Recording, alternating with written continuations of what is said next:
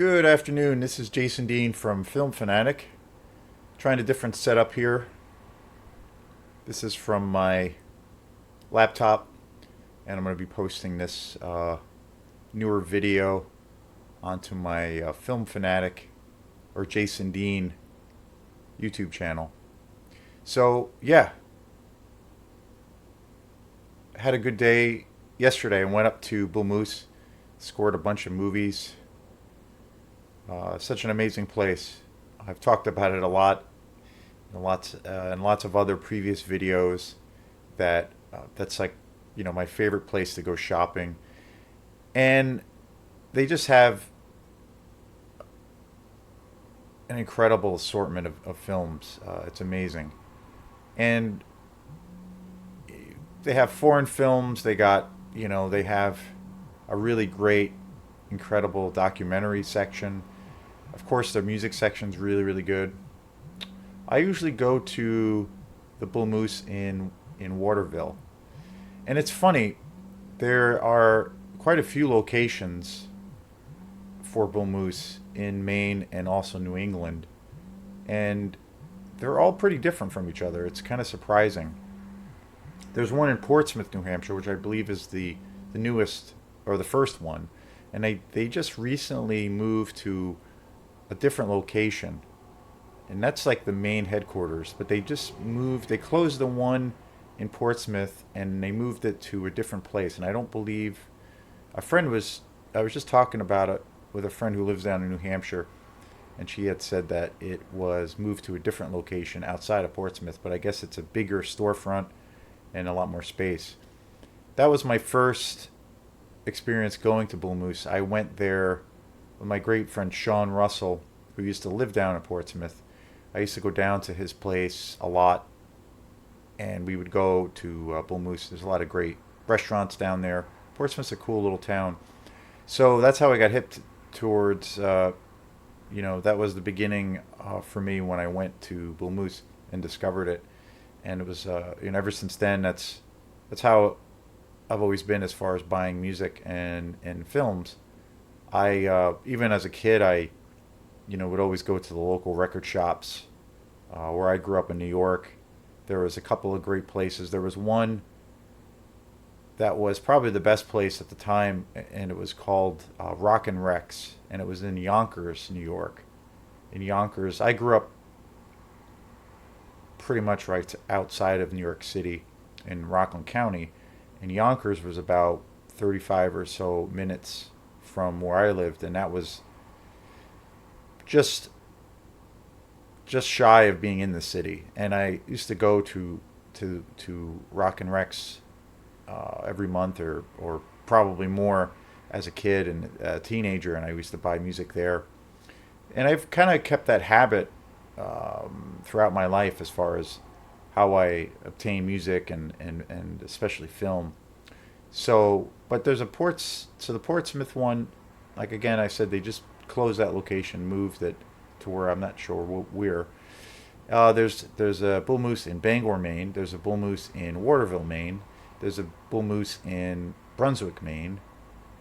And there's also one in Saco, I believe, or South Portland, which is probably the biggest one I've been to. That one is a huge one, and that one's really, really good. There used to be one in Portland, and they closed that one.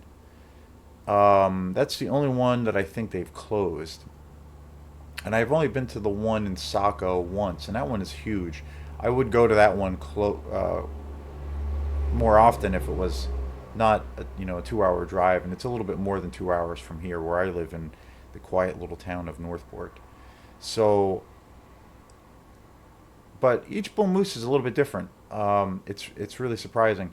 The Bull Moose in Bangor, I feel, has a really killer music selection. They have a really great music selection. I always find some great things there, and I'm always surprised by what they have. And a lot of the times, they have stuff that I would order online through them, but they have a lot of that stuff in stock.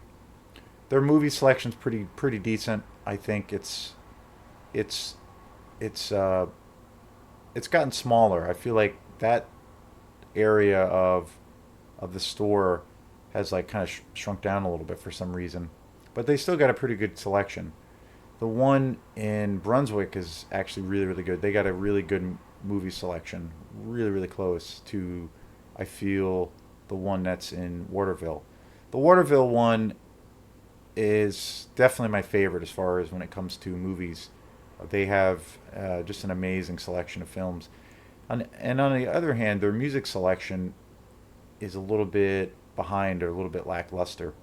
But the Bangor one is the best one to get music, and then I feel like the Waterville one is the best one to get movies. So it's funny that way. And they also have Bangor one's probably a better has a better book selection. They have a really good like graphic novel section and fiction, nonfiction, really cool occult section. That's really good. So it's always it's always surprising when that happens. But so I usually always find myself going to the Waterville one. Um, in particular, I have been totally obsessed with all of these grindhouse films that I've been getting, and they have an amazing selection as far as those kinds of films. It's pretty unbelievable. I recently watched a documentary that was all about New York during the 70s and 80s, and it was basically where the term grindhouse came out of. And on 42nd Street in New York City, at that time in New York, it was like a metropolis, a mecca for all these kinds of incredibly strange and wild and crazy films. And the term grindhouse kind of came out of that, was kind of invented there. And basically, these old theaters that were really run down, that were starting to run down, but they were all like during the 20s and 30s, they were opera houses, they were huge theaters, and after like kind of the Depression era, a lot of money wasn't flowing into that area, so they weren't really well kept, and then a lot of these film distributors and people who were involved with movie theaters bought up a lot of these cinemas, or bought up a lot of these buildings and basically converted them into movie theaters. So typically you would go in and pay like a few bucks, and you would go in and see, 3 or 4 movies at a time. And it'd be everything from like all these crazy, wild and crazy exploitation films, from like Italian giallo, horror films, exploitation films. There'd be a lot of American exploitation films, and typically they would be horror based, or they would be various exploitation films. There was even like Nazi exploitation films, a lot of cannibal exploitation films, various crime exploitation films, mixed in with a lot of European films that were from all around the world. And typically a lot of these films were really really gritty and very graphic and brutal, lots of high level sexual content, and they were cheaply made, on a really shoestring budget, and they were basically shown in a lot of these cinemas. And so the term grindhouse came out of that, from basically all of these like cheaply made exploitation films that were shown back to back in these theaters. So people would, there, and over quite a few years, it grew into this massive kind of scene and cult scene where these films had a real long, you know, life. And then also between those theaters and also various other theaters around the country, it was also during the time during the drive-in. So a lot of folks during that period, the late '60s, '70s, and '80s, would go to drive-in movie theaters, and the same kind of thing would play out. You would pay, a few bucks, and you would basically spend the whole day or most of the night in these drive-ins, and you would see all of these, wild movies for basically free. So it was an amazing time. So I've been, you know, and like I've said too before, was when I was a kid, I grew up at the very very tail end of beta, and beta was before VHS. And then when I got into movies, and particularly when I particularly got into like horror films and science fiction films, I got it was the time of VHS. So a lot of these films, various Italian horror films and American horror films, exploitation films I saw as a kid when I was, watching. We would, go to the local video store and rent these VHS tapes, and it was amazing because you could actually buy the tapes, but then you could collect them, and you didn't have to depend on them actually being on cable.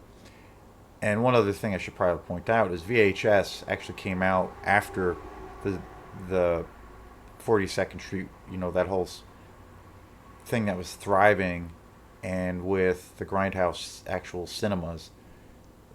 When the VHS era came out, it basically took that audience away, because now people could, watch things in the privacy of their own home, rent movies, and actually own them. Back in the day of the Grindhouse cinemas, you would see them once, and then they would kind of disappear into obscurity after their long runs. So there wasn't like a chance to necessarily build a longer lasting audience. But on the other side of things, when VHS came out, it was great and amazing, but it also kind of killed that whole life of people going to the cinema to see these incredibly strange films. And it's an interesting, continuum that we live in, because now, and a lot of these films were super low budget, so they had no real distribution compared to, say, big budget Hollywood films, or big, huge budget European films that were coming out that had mass distribution. So they're, they were always affected by that. And I feel like now with cinema, even as far as it's concerned in regards to like big budget Hollywood films, right now that's, being dramatically affected by streaming services, Hulu and Netflix. Netflix really kind of started that, as far as being able to access all kinds of films at your fingertips. And people could watch them on their phone, or their computers, or their Bluetooth TVs or whatnot, and their home stereo systems, or home entertainment systems. So the physical tactile thing was, has kind of disappeared. But now it's gone to a point now where it's obviously affected the big companies. So it's really interesting to see where this is going. But a lot of these films that are coming out still now are making tons of money. But I would say, compared to like 10 years ago, it's a dramatic difference. And it's because they're competing with all these online networks. So it's really wild and interesting to see where this whole thing will go. And now, since VHS is gone, now all of these incredible, first it was DVD, and DVD kind of sputtered out, but DVD still exists. A lot of these, well, virtually all of these films that were now once only seen, in these grindhouse cinemas, are now being issued on Blu-ray. So there's now this, huge cult following for a lot of these films, myself included, and so it's created this interesting subculture of people who are like avid collectors and serious movie fanatics. So this show is all centered on this incredible movie that I just recently bought. I actually just bought this yesterday. I had never seen it. I had heard a lot about it. There are a couple of guys that I check out on YouTube that I really like, and one or two of them in particular really talk a lot about all of the exploitation films and all of these incredible, issues or reissues of Blu-ray and all the, and all about the amazing treatment that a lot of these totally weird, obscure films now get. So this was a movie I kept hearing about. So 1978, it's a Spanish film, Satan's Blood, and it came out in 1978.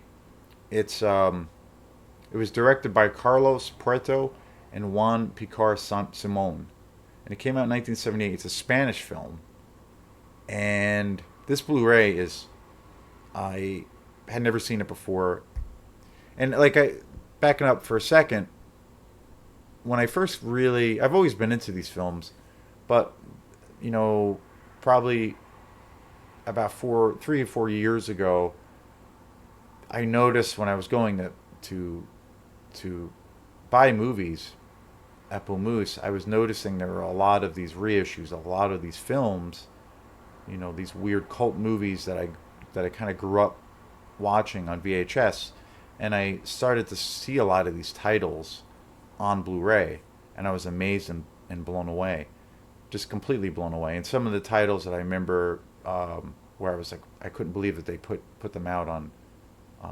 Blu-ray, were like The Car, Tourist Trap, all of the great Lucio Fulci movies. The House by the Cemetery is another one. So there was like a handful of movies that I remember watching as a kid, and I couldn't believe that they were being restored and put out on Blu-ray. And so I started buying them, and it brought back all these nostalgic memories of my childhood, and these films were like the introduction for me to horror and science fiction. Again, I love all styles of film, and I love all many different genres. But I get, at the end of the day, I still always gravitate towards horror and science fiction. So once I just when I started to discover a lot of these films that I grew up on, I just basically have been down this rabbit hole since, and I've been buying tons of these films that are kind of considered to be in this kind of style. And it's been really amazing because, aside from nostalgic reasons, it's also been very cool because there's been a whole like amazing discovery of all these films that I haven't seen before, that were basically lost forever and now are being reissued. And this was one of them, Satan's Blood, 1978. And I have to say, this movie just kind of blew my mind. I bought this yesterday for the first time, and I never seen it before, and it delivers the goods. If you're a fan of exploitation horror films, grindhouse films that have like a real horror element and that deal with kind of like the satanic rituals and orgies and lots of nudity and like just incredible high levels of like sleaziness. This film is like one of the sleaziest movies I've ever seen.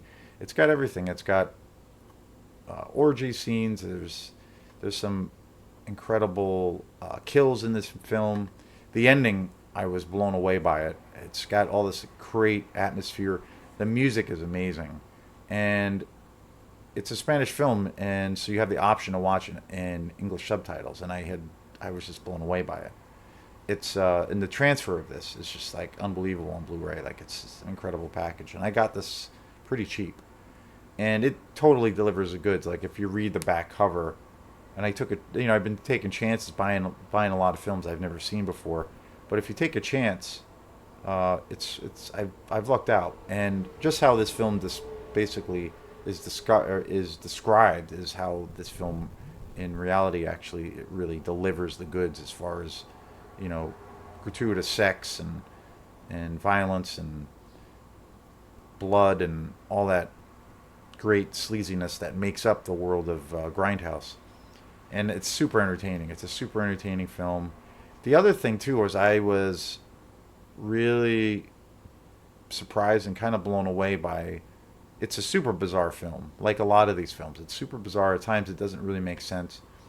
but I stuck with it and I really enjoyed it. And I noticed that like it really had a lot of great twists and turns. Like I didn't really know where the film was going to go, and there were all these scenes with the it's centered on these four characters basically, and there were all these things of where um, two of like I guess you could call them the villains of the story. They both kind of die in the middle of the film, so you're kind of I was left wondering like where is this going to go, and it had all of these really interesting twists and turns that I did not see coming, and then the ending is just amazing. It's like such an incredible payoff, and yeah, just so satisfying. And the atmosphere of this film is incredibly creepy. It really has a lot of great shots and scenes that really kind of get under your skin, and it takes place in this really old, giant kind of mansion. Fabulous film. Fabulous film. So Satan's Blood, this Spanish film, I can't recommend this enough if you're into these films. It's one of the best I've seen in a while. Super excited that I bought this on a whim and that it was, a successful purchase. 1978, Spanish film. So again, thanks again for the support, everyone, and please check this film out and like my page. It's YouTube. That's what the kids like to do is like your page. And so thanks again, and we'll see you next time. Have a great day.